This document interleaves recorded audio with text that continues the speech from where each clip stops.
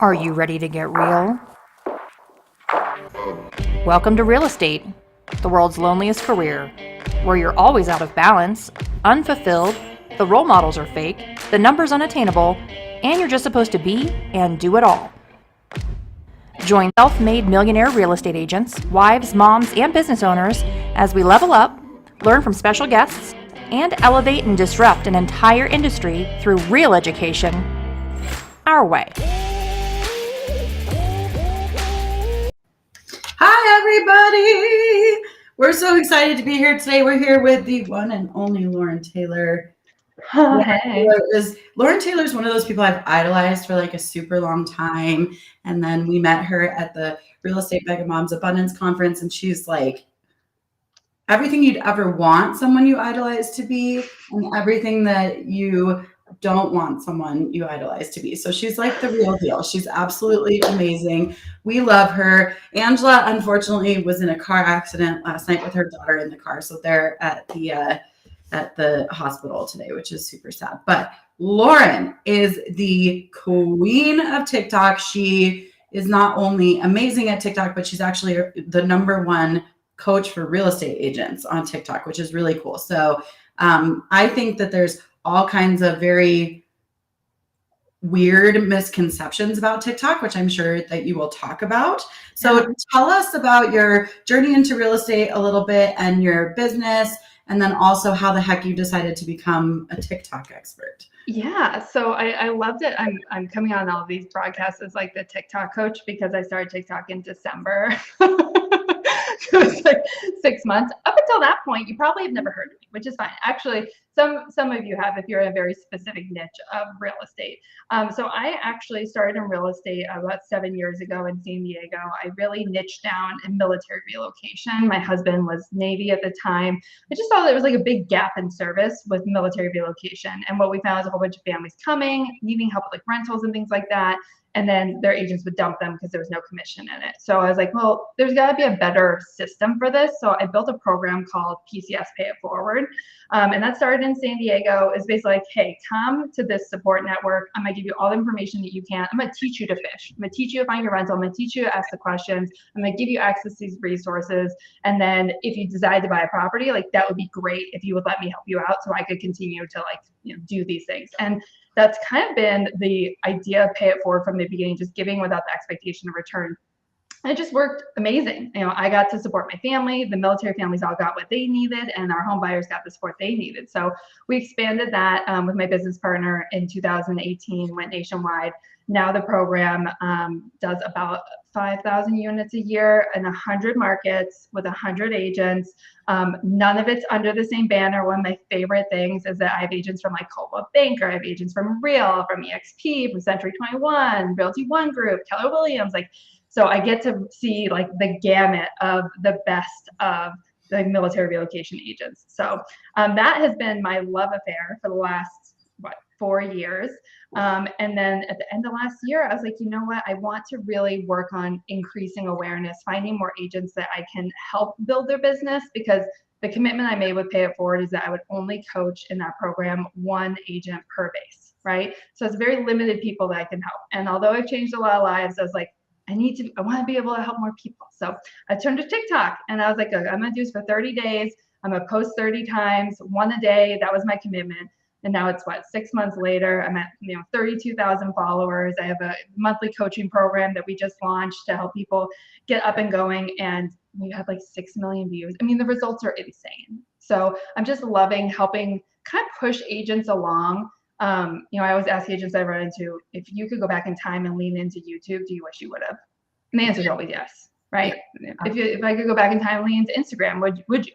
And so this is that moment that we're in at TikTok right now. So I'm grateful to bring my expertise there to start kind of setting agents up for foundational success on the platform. It's been like really neat. Well, I think it's funny that you laughed about the fact that you've only been doing TikTok since December, but like here we are sitting in like mid-May. I mean, that is like insane level of success in that short period of time. So I think that speaks to what you're saying about the platform growing really fast and there being a community there. That was a great mastermind the other week, and one of the gentlemen there was like, look, Glenda Baker was there, who has like 700,000 TikTok followers. And I literally found out that she was like going to be there. And I was like, okay, so you want me to come talk to these people about TikTok while Glenda Baker's in the audience? This makes sense. But it was actually a really great experience. It was nice to like get her feedback, and she was all in on it, wanting more agents to do it. But one of the gentlemen that was there said, fame is the fastest way to success in today's society. And the thing that TikTok's offering better than anyone else is organic top of funnel awareness, right? You can go from 0 followers to 30,000 followers in 6 months. Nothing has changed about Lauren Taylor and what I do and how I support my agents in the last 6 months, other than the fact that 6 million people know that I exist who didn't know I existed before. The same with you as an agent, right? Like, you're an incredible agent. All we need is more people to know that you're an incredible agent, and that can quadruple your business overnight. That's crazy pants. 6 million people. Like, that's insane to me. So let's start with the common misconceptions of TikTok. Why do you feel like people don't? I mean, I know why I feel like people don't jump on TikTok. Why do you? All dancing. You have to be like, I feel like you have to be like well, that's not how I feel, but I think that other people feel like you have to be like a teenager to like mid-20s, super hot body, for everyone wearing like, and I clearly embody that. So dancing, like awesomeness, which for me as a former theater kid and captain of the bomb squad, I'm like, yeah, let's dance.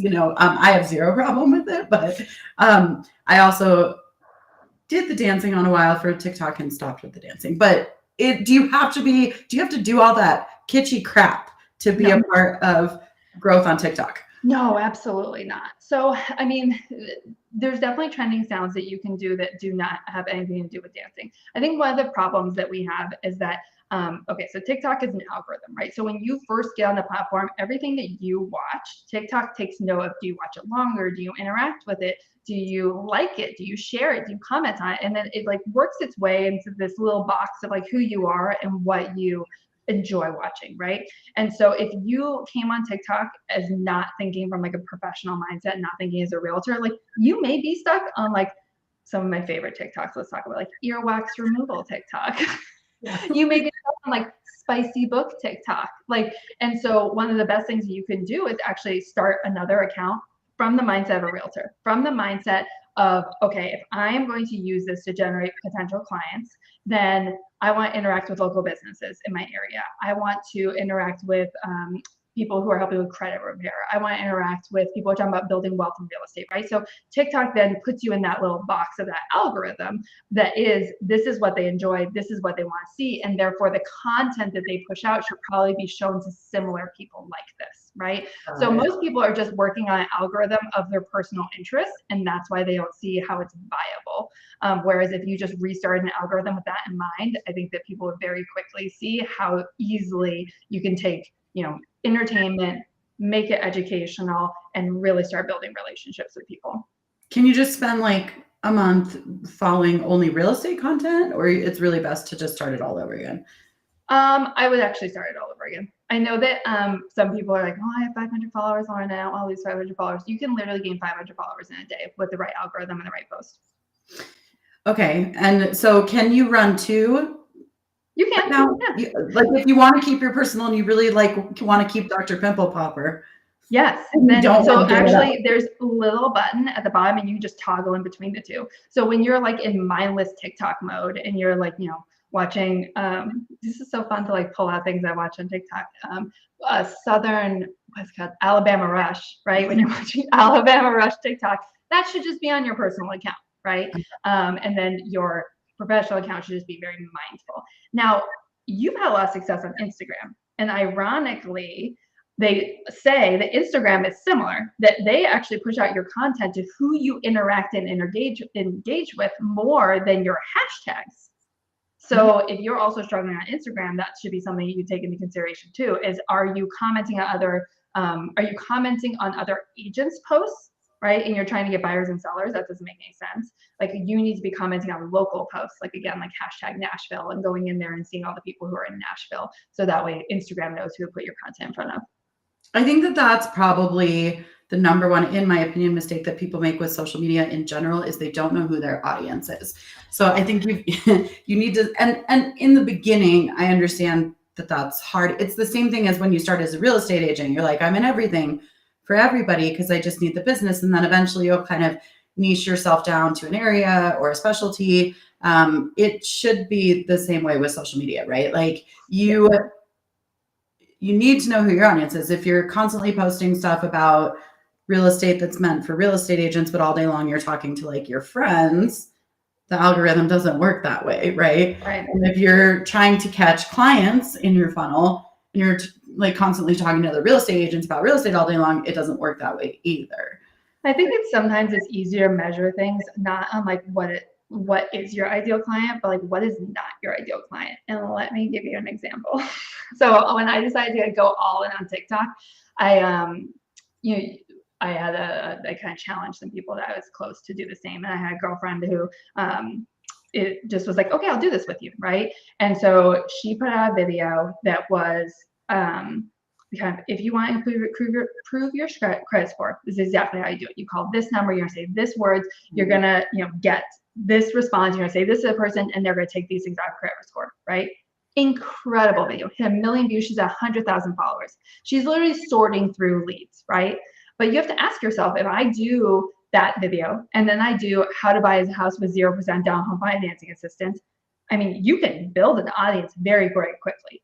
But now, how good are your systems to sort through wannabe home buyers and actual viable qualified clients, right? And the same thing with helping agents. Like if you're looking to build like agent relationships, attracting that agent who's doing 10 to 12 million a year who wants to do 50 million a year is a different conversation. It's a different message than brand new agents who are starting their business. And so I think that really defining who you don't want to work with is almost as important as defining who you do want to work with, because when certain content that you put out is actually attracting the wrong type of client, and then you're like, oh, this doesn't work. It's like, it works. You're just using the wrong message. Yeah, and you have to decide, do you want to sort through 1 million potentially qualified buyers, right? Mm-hmm. So like if you want to be a luxury agent or you want to be an agent who helps people in a certain price point or a certain area, not the right content. Correct. For the right audience, right? So yeah, that's interesting. I like that. That's actually the same thing that I've always told my clients about shopping for houses. When you start in the beginning, sometimes you don't know what you don't know. So sometimes it's easier to start with, I don't like that, than I want this. Absolutely. It's like a process of elimination. And then it's like whatever's left over is what you want. So if you even think back on the clients that like, I always have my agents think back on the clients that they enjoyed working with. And that's difficult, right? To identify, like they were a first-time home buyer, they were a young couple, they were this. Okay, well, let's talk about the people you didn't like working with, because I won't work with lawyers and I won't work with engineers, period. So if you come to me and you're like, I want to buy a house, and I'm like finishing up my whole staff, like good luck. Good luck finding someone else. Just not the right fit of any kind. Let me refer you to someone else, because that's not. Yes, not the right fit. But if you go back to your past clients and really look at it and say, okay, I did not like working with this 25%. Why? Was it because they didn't value my opinion? They questioned me constantly, and go through those reasons why and what traits tie those people together. Then it becomes really easy to say, okay, well, I don't want to do things that are going to like drive that type of person. I want to do things that are drive, that type of person, the other type. Which is brings up a whole conversation for a whole different day. But like, I hope that real estate agents understand that this is your business and you're allowed to run it however you want. And you don't have to take clients that you don't want to. Now, in the beginning, sometimes we have to do what we have to do in order to eat and survive. However, if you set those boundaries earlier in your career, you will be far better off in the end than someone, who sets no boundaries and then has to go back and learn how to create them, right? So I had like a horrible client experience that completely impacted me. It shut down. I was like $100,000 a month like role, and it just completely shut down my entire pipeline. And he was a lawyer. And they audio and video recorded me. I've actually never shared this story publicly because I'm like actually raving like inside, like really uncomfortable sharing this because I'm scared and I get that they'll come after me. So I'm pretty sure that their son was in some sort of like agency for lack of a better term. And so, yeah, when we started showing the house, I like had my first showing, and they were like, the person was like, oh, is there a gas line behind there? Because it was electric, what kind of trees are in the backyard? And I was, answering the questions the best I could. It was the very first showing. And then I get home and from the showing, and there was like a 5-page email of, hey, just some tips that we thought that, potential buyers would really appreciate to know. Like, there is a gas line behind here. Because I'm like, of course, I'm sure there is, but let me confirm with the seller, right? Always confirm with the seller. Because I don't want them buying an offer and then me being liable for later if it's like some random question. And then it was like a list of every single plant that was in the backyard. And I turned to my husband, I was like, I think they're like recording me. And this was before Ring was normal. Like, this was probably like my second year. Like, now you're in a house, you expect to be recorded. You have to assume that you're you absolutely. But a couple, like 5 years ago, that wasn't necessarily the case. It was the rich people at the Ring, right? Right. And especially inside the home, that was completely different. And they concealed the like cameras. So it was like in a plant, not like we're watching. So it got to the point where I literally felt like they had like tapped my phone. It gave me into like anxiety attacks. It was like constant where I went to full panic attacks. And of course I regretted taking that client from the beginning, from it being a lawyer and then this situation. And that's why I created my standard. I was like, look, I would have made X amount of dollars if this property sold. It ended up not selling, by the way. I ended up passing it on, and they dead bolted my lockbox to the house. So I couldn't come and get my lockbox, and then pointed the camera at the lockbox. So I couldn't come get it. So yeah, it was a horrible experience. But what it did is it's like, look, I thought I was going to make money by doing this, right? Because it was like the price point of the house. But what it did is it actually killed my entire pipeline because I went outside of the people that I probably was meant to serve. And that was a very big lesson learned that I really push on my agents, like, what boundaries and what standards have you created in your business? Because that one $30,000 check sounds absolutely great, but what is it going to cost you by not, working with the people that you truly enjoy working with? Yeah, I mean, I've never had an experience like that, but I've had several where, like, I know I am not a luxury agent. Like, that is not my jam. So I will work with luxury buyers and sellers if they're referred to me by someone that I like, know, and trust, but I will never market to that segment of the market. And it's just, I feel like this goes completely against the grain of like every Selling Sunset episode and wannabe agent I've ever seen, because I totally agree. I'm like, look, I have no desire to scrape tooth and nail to make this millionaire an extra $1,000 because they don't want to replace the crap. So I say it this way, like, I'm at the point in my career where I no longer need to dance for my dinner. So we, in a lot of spaces, make the same amount of money a year, but I'm being treated like the help, right? Like, I'm less than, and I don't like that. Like, you're a professional, you do whatever you do for a living. I am also a professional. I do what I do for a living. You hired me to do that for a living. Treat me as such. Like, I don't go into my dentist or my lawyer's or my doctor's office and like nitpick and yell at them and write them nasty emails at 3 a.m, right? So like, there's something for me about luxury clients for me. And that always used to be the path of like the real estate agent. That's like the old school way of doing it. You work with a couple buyers, then you get the opportunity to work with a couple sellers, and then as fast as you can, you pivot to luxury, and then you're a luxury agent. But for me, I don't like it. I love like farm and ranch and big acreage properties because those are bigger sales. There's more that goes involved to it. It's more exciting. They're near the price point of the luxury deals anyways, but those are like my people. Like, they're in jeans and boots and they're blue collar people. Like, I just, yeah. So knowing who you want to work with and knowing your audience. I feel like there's like a snubbery of like people who don't want to be in luxury, but I feel the same way. Like, I will go to bat for a military family for $1,000. I will do everything in my power to get them every single dime. I will leverage every single opportunity to negotiate I possibly can, because that money means something. But when you're selling like a $4 million house, and I know you're profiting $3 million, and you're just like, this $1,000 is going to kill the deal, I'm like, fuck you. Like, and they have no urgency. They have zero, and also they're just fucking weird.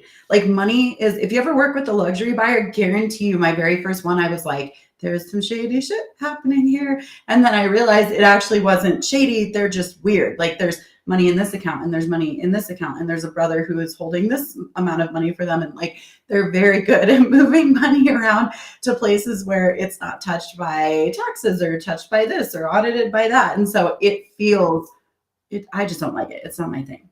Yeah, not my thing either. So point being, like if you're like me and you don't want to go after luxury real estate, you better make sure that your TikTok is not like luxury real estate house porn, right? Because that's who you're going to touch in your funnel, which your funnel is like a word for like your net, right? Right. Did you say house porn? Yes. I love it.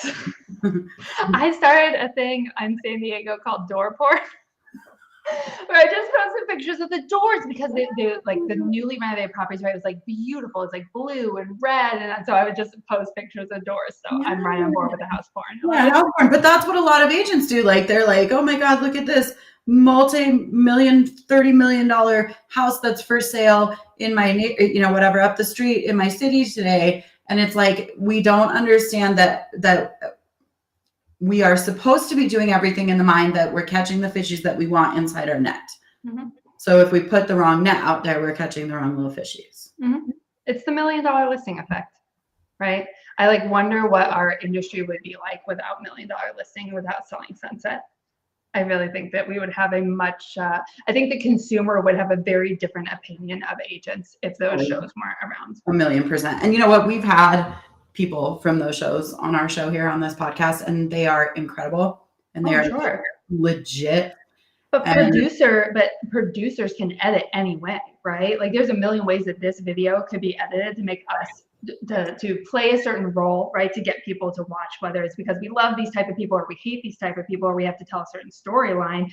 I mean, it's just natural. I cannot even imagine on a reality television show. Like, no, thank you. No, because we had I'll just speak for myself, had a certain like perception of what those people would be like in real life. And then they came on our podcast, and these are some of the most brilliant like women that I've ever spoken to in my life. And it's like, well, you sure don't look like that on the show.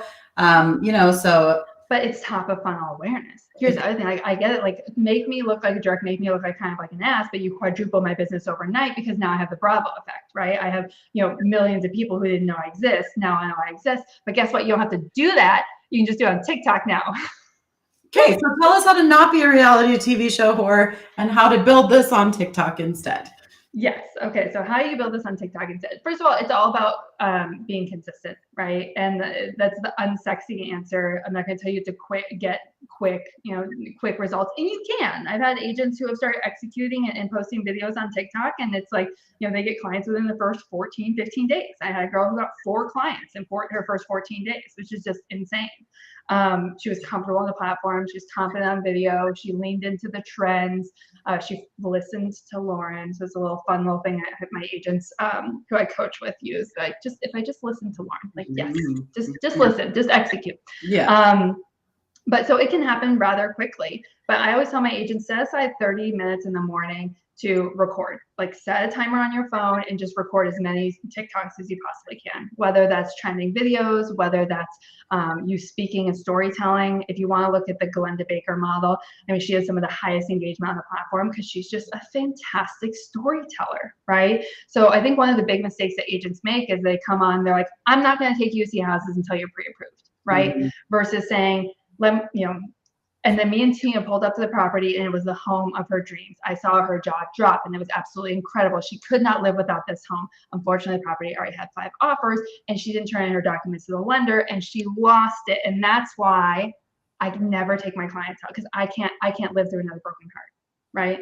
So agents need to get better about telling those stories versus telling people what to do, because people. It's entertainment, right? They want to learn through experience, and we can learn from each other's experiences. The better the agents can tell those stories. Because right now, unfortunately, like 97%, and I throw that number out like randomly, agents on the platform are just kind of perpetuating the bad consumer, what consumer thinks of agents, because they're just coming on, they're telling people what to do, not this is how our clients are the most successful. So this is why we have them do it this way. how do you pick what your vibe is? So I think the things that intimidate people the most are like we said, do we have to dance? Which no, you don't have to dance. Although there are a couple dancing realtors and I am obsessed with them, but you don't have to dance. And then we've got to figure out who our audience is, right? That's number 2, or who we don't want our audience to be. Right. If you can't think of who you do want them to be, but then how do you choose what your own vibe is? Like, how do you? This is the biggest obstacle because agents won't start because they want to know that before they start, and it's not possible. Go back to Glenda's TikTok.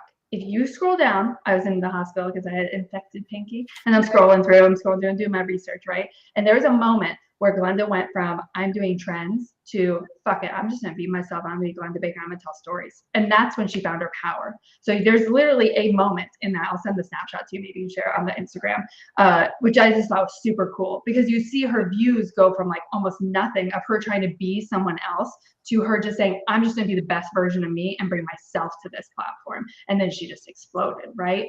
So I think one of the reasons why I just launched the coaching program is because that first 30 days is super important to figure out who you are as a creator. There may be like a type of video that you love to do that gets a great result, and it's like, but it's not sustainable. I can't do this over and over again, right? And so then it's really about, is that part of your formula? The other thing I have for all of us watching on video is I actually have like a little formula sheet here where it's like, I post 3 types of this TikTok a week. I post 5 types of this TikToks a week. So that way I know that I'm pushing things down my pipelines, right? I do my funny real estate TikToks to make sure that I'm getting good views and getting good growth. But I can't just be, I follow a gentleman on the platform. He's like, I teach agents how to do TikToks. And I'm like, no, you don't. You make funny real estate jokes. There's not one actual, like, this is how you should execute this to get better results video. It's all just funny real estate jokes. Well, I've tried that. I have messed around with all the things, right? Like, how do I don't know. For me, okay, so I was one of the very first adopters of Facebook in my state, which launched me into a business where still today, even with a team, I'll do 80% almost of my business from social media. Then I was one of the first 1,000 people that got an invite to Instagram, which was really crazy.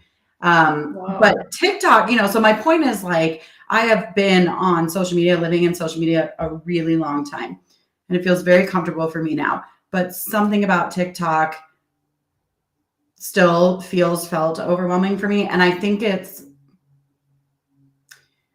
trying to think of how to say it.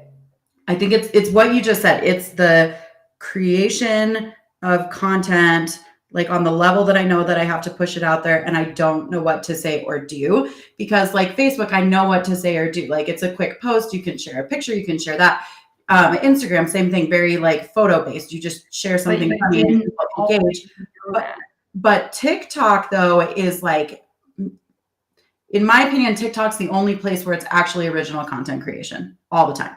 And so that is what bugs me out, because it's like on Facebook, I create my own content. I talk about my own things. I tell my own story, but I don't every day have to do that. Other days I can post a story of someone else's funny meme or GIF. Like that don't play on TikTok. So it's like on TikTok, what overwhelms me is knowing that I have to get up every day with something original. And I'm like, and so I tried being funny, and I'm like, I'm a funny person, God damn it. But then it's like, I'm not funny every day. I found out. Who knew? Right? You are in the right setting, right? Well, you don't have to be funny every single day. No, right? But then I tried dancing, and I was like, I truly love to dance and I love to sing, but it was like, I can't sing and dance every day. Like, so and for that's me, the key. What could you do every day? Could you do day in the life of an agent is like by far one of the most watched for real estate, because people are intrigued by agents, right? It's like, so do they really get to see pretty houses all day? Or are they on Zoom? Are they recording their podcast?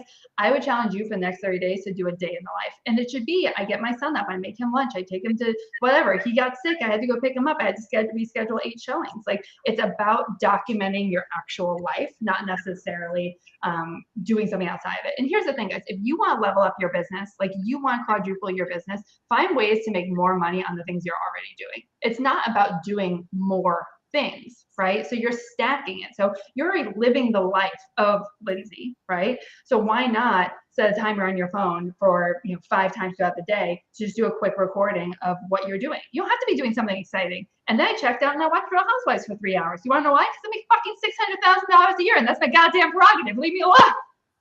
Right? Like, you don't have to be anyone else. I think that honestly, so I had a great conversation with a new agent this week. She has 2 accounts. Okay. She has one that is her personal account and one that she just started for real estate because she took Lauren Taylor's advice of, and my algorithm is probably a little messed up, right?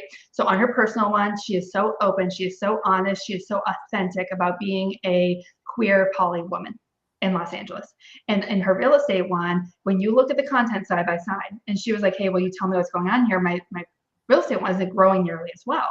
And I was like, you're playing a part, you're playing a role, you're showing people what you think they want you to see right here, right? And she was like, yeah, but I'm worried that if I am who I am, then not a lot of people will want to work with me. And I was like, I get that, but you live in Los Angeles and you can sell 12 homes a year and make $200,000 very easily to people who want to work with people like you by just leaning into the fact that you are a queer poly woman in Los Angeles, right? And I got teary-eyed because she was like, you're right. She came from teaching where she was forced into this box and she couldn't truly share who she was. And she was scared of repelling clients. So I asked her, I don't believe in your lifestyle. Do you want to work with me? What the fuck do you want to work with those people? Let them go work with someone else that doesn't agree with your lifestyle. Let's find the people who love you, who want to work with you, and let's show them who you are. So it's about kind of bringing down that fourth wall and giving people access to the part to you and who you are and how you help people that they don't always get to see. I would say bring that part to TikTok. Don't bring the I'm Lindsay point and 10 reasons to buy home buyers. Yes, we can do that too as you become more comfortable. But if you just focus on that first, stop playing a role and start being who you are, you'll gain a lot of traction very quickly. I love that. And why do you want to work with those people? That's something you learn later in your career. But then if you don't, I have been that cautionary tale, right? I've had no boundaries for many, many years in the beginning of my career. And I was miserable because I would work with all these people that I didn't vibe with. We weren't the right fit with each other, And again, in the beginning of your career, sometimes you have to do what you have to do to eat and to be able to stay in the business. However, I still see it with agents at our tenure that are for instance, who keep feeding pipelines that they don't enjoy, right? It's maybe my heart is no longer in helping buyers and sellers. My heart is with helping agents, but they still keep investing the same amount of time and energy because they're scared to let that part go, right? To be able to shift into whatever the next phase is. So it really does apply in every aspect. It's a constant rediscovering of what we enjoy and who we want to work with. And it's going to evolve. That's the thing. I think a lot of agents don't start because they're scared of the evolution process. My TikTok that I started 6 months ago is not the TikTok I have today. It's just not. And so it's going to evolve, and just allowing it to do that without the frustration of change or I should have known this is a very powerful evolution. So do you go back and delete all that old stuff? Because this is a question that people always ask, right? I started with my Instagram or my TikTok or whatever. I don't like all this old crap. Do you go back and delete it, or do you leave it there and just leave it? 100% leave it. Be Glenda. Show the evolution of yourself. Have you ever been in a real hole? Because let's get it. We all get in social media holes where you're scrolling, you find someone, a celebrity, I don't know, whoever it is, a guy that you like, or whatever it is, and you go all the way back to the very beginning of the feed, and you're like, what's happening here at the beginning of the feed? Ariana Grande, but Ariana Grande didn't delete her videos, right? She left them there. And I did that with a lot of top TikTokers, a lot of top TikTok agents. It was I want to watch this evolution. I want to see that moment where they got it. I want to see that moment where they were fuck it, I'm just going to be me. If you don't like me, then that's okay. Don't follow me. This page is mine, right? Yeah. That process is so incredible to me. And as a coach, right, you help a lot of agents too. Watching other people go through that process is just it's the best, right? Of coming into that confidence of, I don't have to be anyone else except for myself. And that's good enough. And people will want to work with me because of it. Definitely. So give us a little mini TikTok boot camp. So if you're going to start day one, what are a couple things that you should be doing strategy wise, posting wise, content wise, all the things? Yeah, so you want to like record for those 30 minutes a day, right? I recommend posting 3 to 4 TikToks a day, especially in your first 30 days. So there's a big, I know, so it seems like a lot, right? But here's the thing, there's a big discrepancy between who you're going to be when you start and who you're going to be at the end of those 30 days. So really focusing on putting out as much content as possible, because that's what's going to help you actually figure out what your personal formula is. And your formula is going to look different than everyone else's. So if you're putting out 28 TikToks a week, right, then what percent of them should be success stories from my buyers and sellers? What percent of them should be restaurants in the area? What percent of them should be, things that are impacting our housing market, right? I am a big 80-20 rule person, that I think every agent's TikTok should be 80% what's happening in our area, in our town, and kind of like who I am, and then 20, oh yeah, I sell real estate, right? Because people want to be in relationship with people, not with realtors. People generally hate realtors, yeah. So be a person first and a realtor second. Then your job on all social media platforms, and this should be like kind of transformational in and of itself, is to be relatable and to be the most comfortable person for people to ask questions to. One of the biggest obstacles that top producers or luxury people have is that where they are in their life is somewhat unrelatable to the average person who's looking to buy and sell. If you can stay relatable and comfortable, guess what? 87% of people work with the first agent they speak to. So all you need to focus on is being the first agent that people speak to. And I used to tell my agents, look, it's about being first and then being great. And so many agents are so focused on being great that they're like, okay, I need to negotiate this. I'm gonna take this certification and this and that. And they forget that in order to drive their business, they have to be first, right? If that one statistic sits with you, 87% of people work the first agent they speak with, and 60% of your day isn't just solely focused on being the first person people speak to, that's what's killing your pipeline. Mm-hmm. Stop taking all these negotiating courses and start focusing on that, and then be great. Then use that pipeline to drive your skills on the back end and your strategy on the back end to be able to better serve those clients, especially for new agents. Yep. Wow. So did you say 4 times a day? 4 times a day. Ooh, okay. Girl, they're like 15-second videos. We're not talking about YouTube here. Okay, let me give you an example. Let me give you a couple examples. I have a video that I did last week. It was like, wait. It was 15 seconds of that, okay? I grew my email list by 1,000 people on that 15 seconds. That's all you, I gotta go find it. We'll share something. We'll share some links. But here's the thing. So I'm not asking you to give like a 3-minute monologue, right? I'm asking you to use these trending sounds I'm pretty much putting out there for all of my agents off my platform anyway, and tell your story through those sounds. So if you can do 3 of those a day and 1 speaking video a day, you will be very successful. I just told a story on my TikTok this week, and I thought to myself, like, this is stupid. Like, no one's gonna like listen to this story.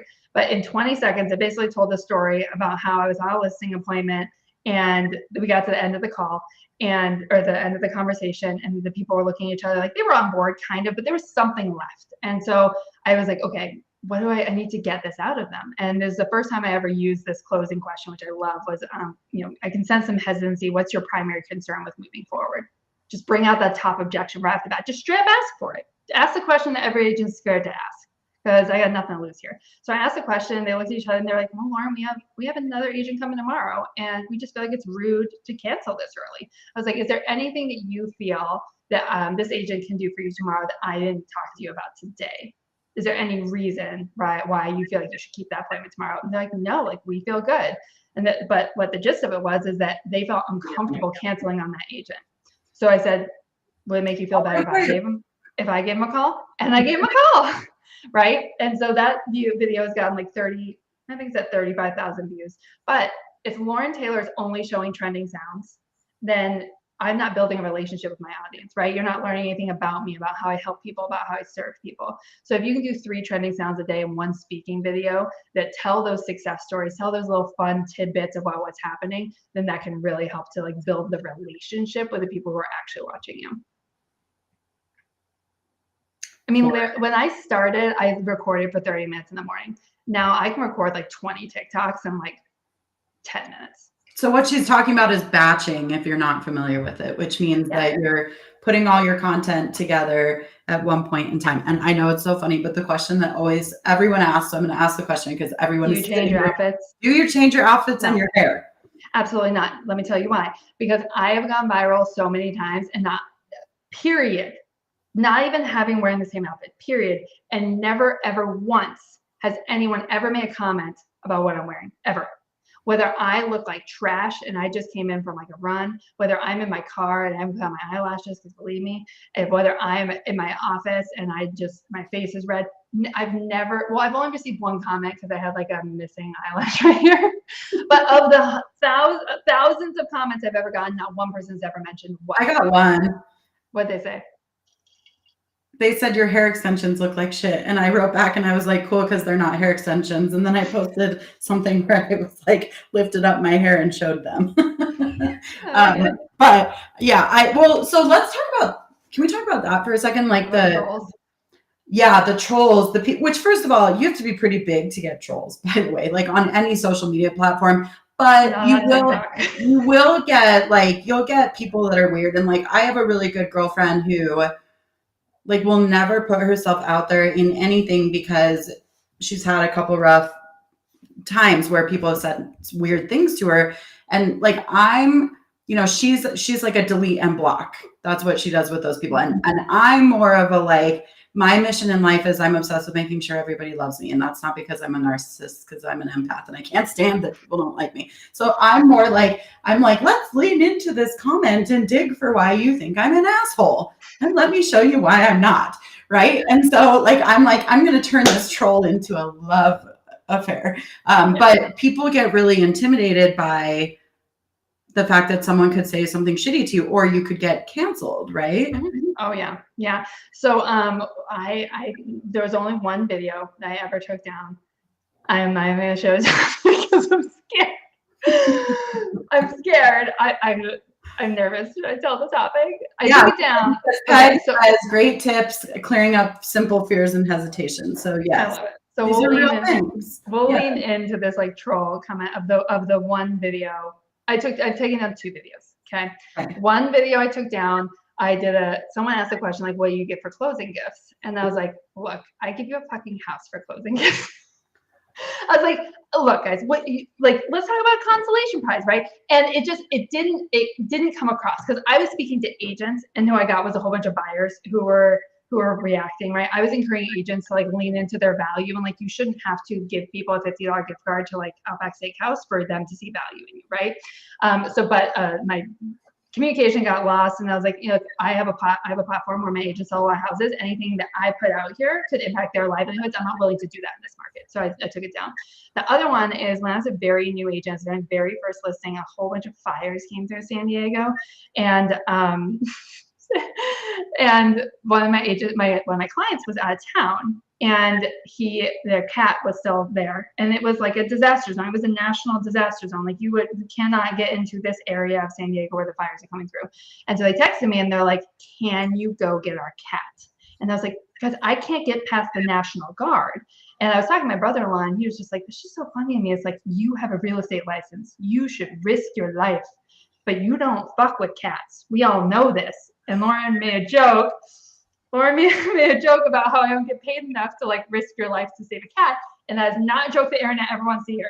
So within like 5 minutes, you got canceled by the cat community. I'm telling you right now, guys, the cat is fine. She's alive and well. Nothing happened to the cat. Okay. They found someone else to go get it. I was just sharing my natural reaction of someone asking me to risk my life for it. So I apologize to the cat community. But I shared with John Pugh and he was like, take it down. Don't fuck with cats. And then my next video, girl, someone was like, is anyone else here? Because this is the realtor who kills cats. I'm still terrified. So this is like real stuff. Okay, so here's my thing about trolls.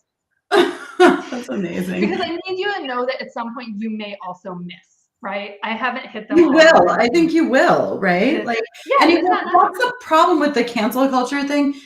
It's not on purpose. Like, very rarely are people doing things that are like offensive on purpose. Yes, very true. It's an accidental oops about a cat, and then you're like, wait, what the fuck just happened to my whole life? I just blew up my whole life. Yeah, Over I that. took that too fast. Don't even talk about cats. So, number one tip from Lauren Taylor about TikTok. So, Okay. but the troll comments, right? So when I read those, and I actually have a post I did about this.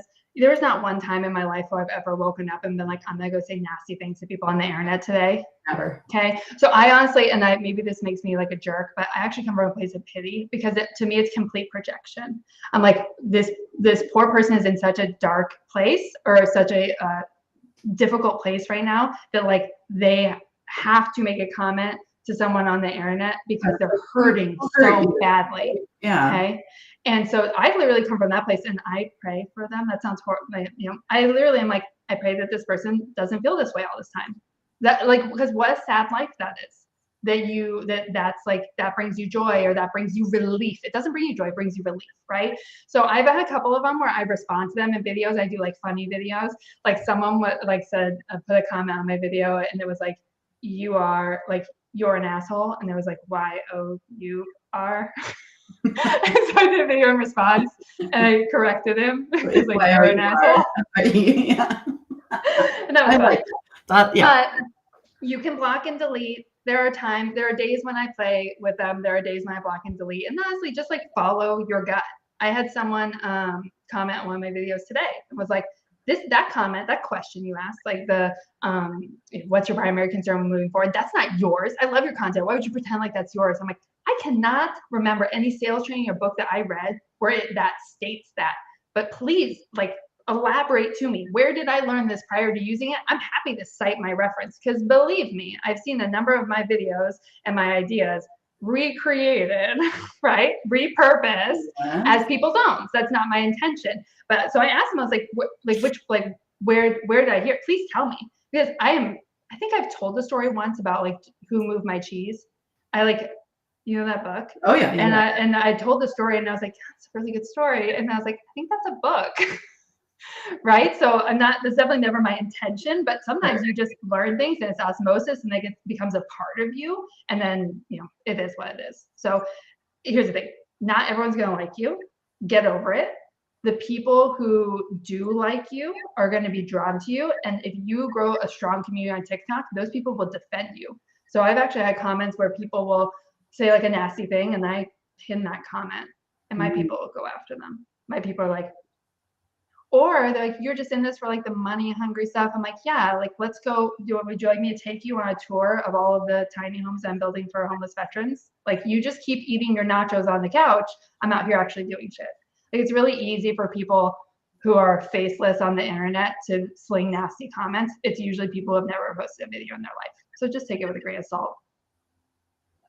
Yeah, I mean, I think we have to stop being so afraid in general, right? But I mean, there's, that's hard to say because there is like reasonable stuff to be afraid of, right? Like, it's scary. Like you literally can post something and have someone be like, you look like I'm going to say nasty stuff right here. I always say shit on this podcast. That sometimes I'm like, I'm glad my broker doesn't watch. But like you could think your makeup looks great, and someone could be like, you look like a blind troll. Put that makeup on your face today, or are you at like you get awful stuff, but it can't keep you from posting that fear.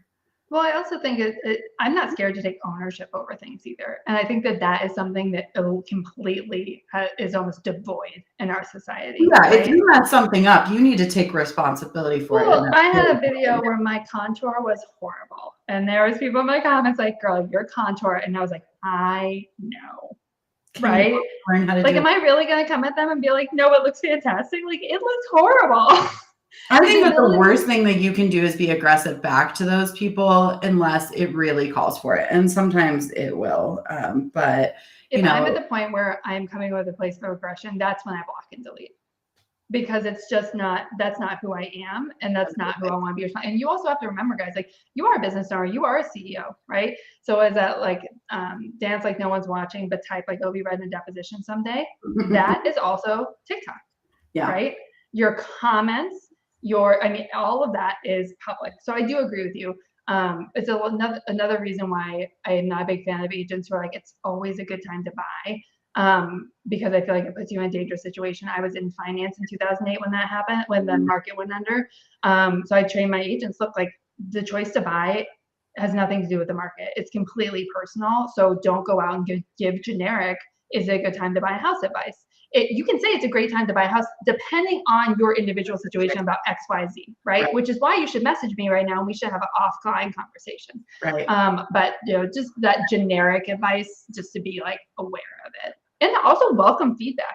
I think that people are scared of feedback. They think that any comment that's not in support of them is in opposition of them. So I think taking ownership over asking for that feedback takes the sting away from it. And I'm like, and if you think I'm crazy, tell me why in the comments, right? Because then I don't feel like people are coming at me. They're sharing with me that their opinion may be different. And we need to be able to facilitate a space where people can have different opinions. It is overwhelming. I don't know what it is. I'm sure, people that are watching, throw it up in the chat if you feel the same way, but there's something about TikTok uniquely that I do find overwhelming. And like I said, I think it feels very vulnerable. It's very vulnerable, which I'm a big fan of vulnerability. Like I'm like the vulnerable girl everywhere all the time, but it still feels very vulnerable. I think because it's all 100% like organic. Like unless you're copying someone else's videos, which we all do, like you said, rip off and duplicate is R&D. We all do it. Like the last time that someone invented truly original content was probably when social media was invented, right? Yeah. But it just feels so, I don't know what it is. Like it feels like 4 videos a day. How could I possibly come up with that much content? I'll give you a list. It's easy. Well, here, let me give you tips. Okay. Number 1, keep a running list on your phone. Like if you have just like a sheet of running list on your phone, that is a great way to do. Number 2, look at the top comments in very popular real estate videos. Those comments sometimes get thousands of likes, and it's like, I don't understand how you buy down payment assistance works, right? Do a video on down payment assistance works, right? People are telling you what they want information on. I'm not a big fan of answerthepublic.com or some sort of generic site that like runs a huge list. I think that 90% of those recommendations are crap.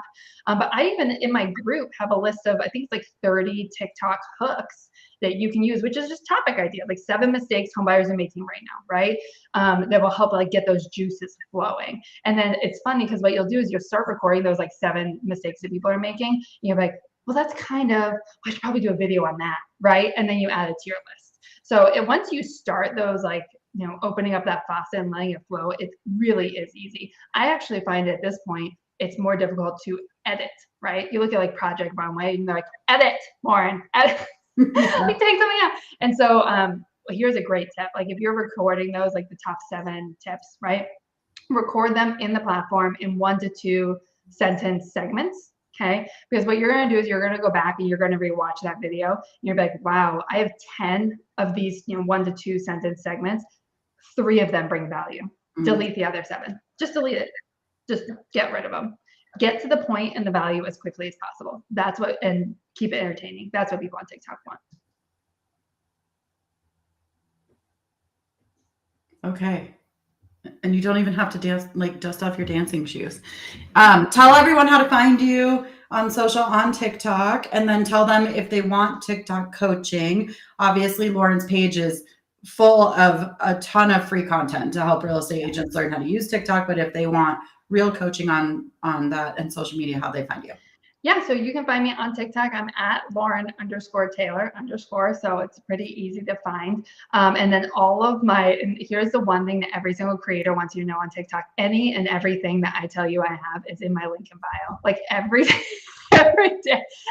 someone on my videos like, where can I get this? I'm like, that's on the video, it's the link in bio. So I actually have like a free group for agents. You can download like those viral TikToks and they'll invite you to the group. I have resources for people who are looking to get their license. And then actually I have the application for my TikTok coaching program. So it's 30 days. It's 1 call a week, individual feedback and support, content ideas, trend ideas that are texted directly to your phone, and like a full like email editing, right? I think that's a big hurdle too right now, is that people are learning a new platform. So how I add the text, how I do this type of video. So I have a whole series on like editing tutorials that I run agents through. Amazing. Everyone go follow. I put her handle up in the chat and we'll link it in the podcast notes, but everyone go follow Lauren on TikTok and learn about this platform.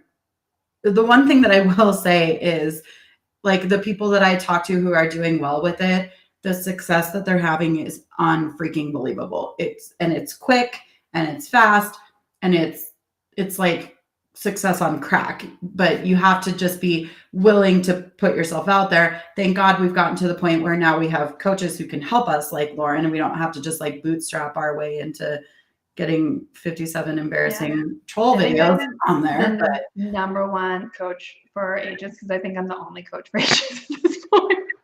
So I'll take it. But I agree. If there was someone like me for real estate 6 months ago, I think I would have taken their program. I think it's worth the one-time investment of what this could produce for people.